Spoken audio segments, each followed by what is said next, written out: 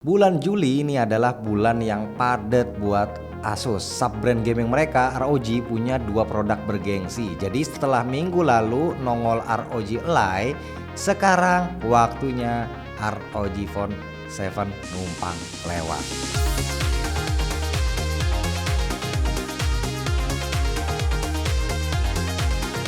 Bismillah, alhamdulillah kita ketemu lagi bareng gua Romi. Di video review ROG Ally, gua itu bilang makasih ke Asus karena udah bikin handheld PC gaming keren dan dijual resmi di sini. Sekarang gua harus bilang makasih sekali lagi karena at least sampai detik ini Asus masih setia bikin HP gaming.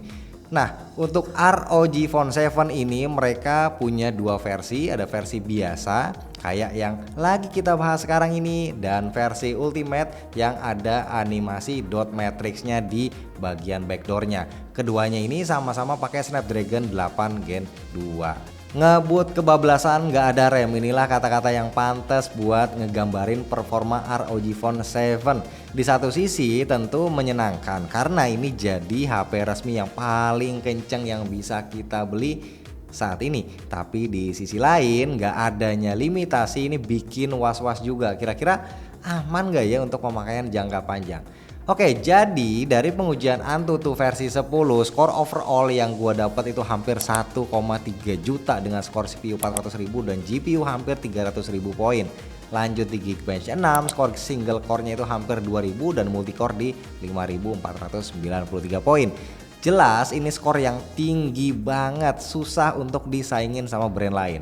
Nah, yang mengejutkan adalah di pengujian 3D Mark Stress Test dalam 20 kali looping test, stability-nya ini nyampe 99,4%. Gua belum pernah nemu ada HP flagship dengan Snapdragon 8 Gen 2 yang kayak begini.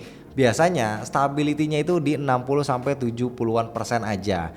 Dan biasanya juga ya HP-HP lain itu ngelimit kalau suhu udah nyentuh 40 atau 41 derajat Celcius itu langsung bakal throttling. Tapi di ROG Phone 7 suhu ini dilepas sampai nyentuh 50 derajat Celcius yang artinya chipset bebas lari sekenceng-kencengnya. Dan terbukti gua jajal main Genshin Impact highest 60 fps selama 20 menit di ruangan AC, ini bener-bener aman banget frame rate-nya, paling cuma sekali dua kali aja turun ke 56 atau yang gue ingat terendahnya di 47 fps, tapi cuma sepersekian detik aja dan suhunya adem ayem di 36 derajat Celcius. Kalau main nggak pakai AC apalagi pas trik yang bolong ya mungkin pasti akan lebih panas ya suhunya. Tapi nah ini ada tapinya nih, kondisi super ngebut kayak nggak pakai rem di ROG Phone 7 ini cuma kejadian kalau kita aktifin X mode-nya aja. Kalau di mode biasa itu stability-nya ya standar 74%. So kalau mau main game super berat pakai X mode dengan durasi yang lama ada baiknya pakai Aero Active Cooler biar lebih aman. Nah, si X mode ini by default bakal aktif sendiri ketika kita main game atau running benchmark. Nah, kalau mau nyalain atau matiinnya secara manual itu simple, pakai gesture, tinggal remes aja body HP-nya. Yes, memang senikmat itu prosesnya. Diremes dia bakal langsung kencang sendiri. Nah, untuk cooling sistemnya dia pakai GameCool 7 terdiri dari 3 layer vapor chamber dan boron nitride yang katanya bisa dinginin CPU-nya 360 derajat dari berbagai arah. By the way, buat ngegame kita juga bisa atur vibration mapping.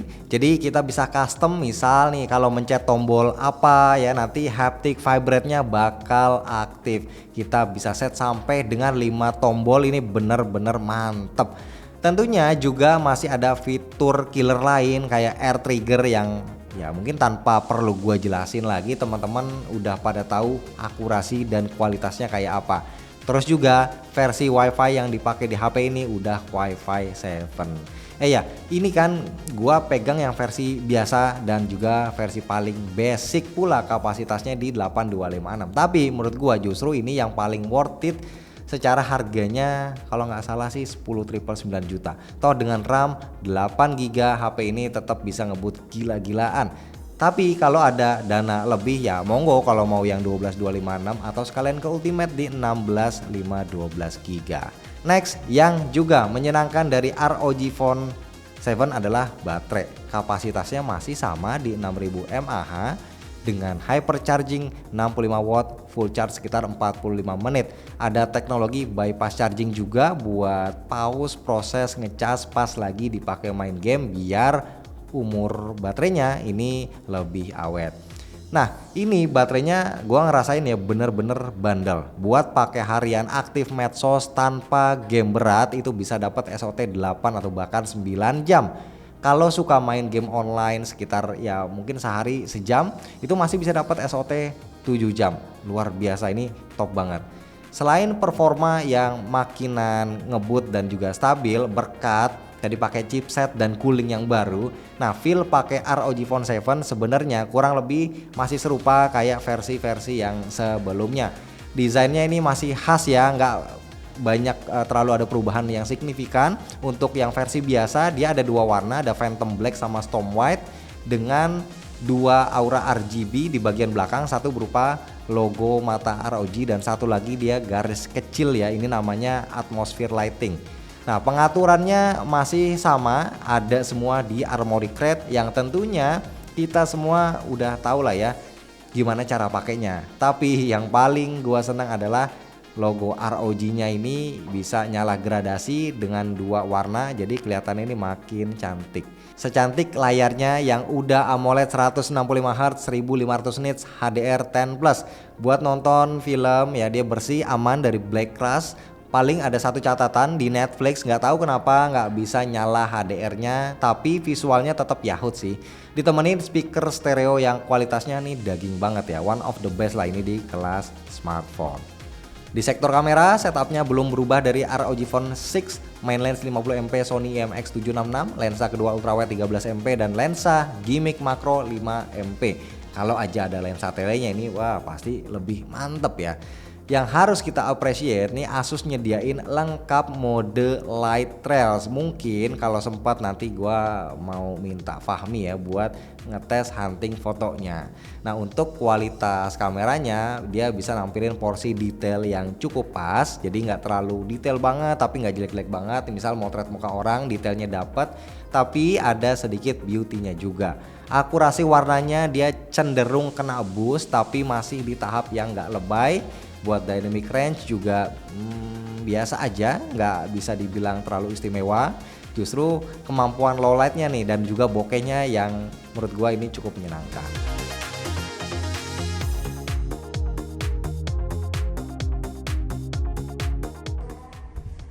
Oke, kita lagi nyobain nih kamera belakangnya si ROG Phone 7 di resolusi 4K 30 fps. Kalau dari layar nih gua lihat stabil ya.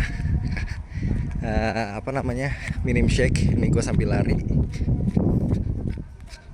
tetep ya gerakannya smooth, tapi nggak tahu jitternya berasa atau enggak, kalian nilai sendiri. Kalau yang sekarang kita naikin di 4K 60 fps nih. Oke, kelihatannya sih masih sama stabil kayak tadi. Kita lari lagi.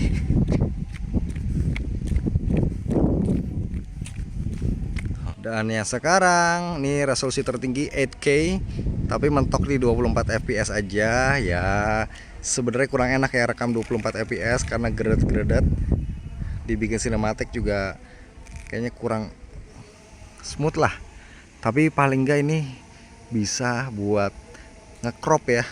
Kalau kita crop hasilnya masih tajam. Oke teman-teman, aku lagi coba ngerekam di kamera depannya ROG 7. Duh maaf ini kalau ada suara ketok-ketok karena banyak yang lagi ngebangun rumah. Tapi sayang banget nih, ini cuma bisa ngerekam mentoknya di Full HD 30 fps aja. Padahal di kamera belakangnya tuh udah mentok di 8K 24 fps. Sayang banget ya. Oke, jadi walaupun ya mungkin secara desain somehow ini masih kelihatan ya kayak gini-gini aja, tapi secara performa ROG Phone 7 ini adalah yang terngebut, terstabil dan terawet juga baterainya. Jadi kalau mau beli sebenarnya yang versi paling basic pun ini rasanya udah cukup banget dengan harga yang masih sangat rasional. Tapi kalau kalian punya dana lebih, pengen yang ekstra kenceng lagi, monggo silakan beli yang ultimate.